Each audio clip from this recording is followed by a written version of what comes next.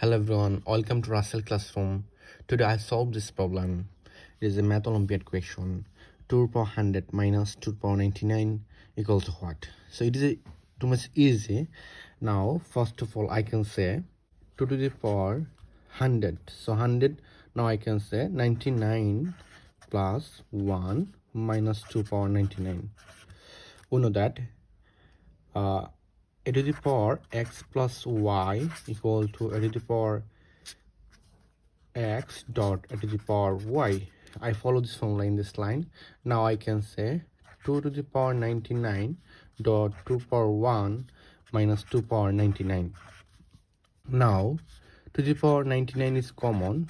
Now I can say 2 minus 1.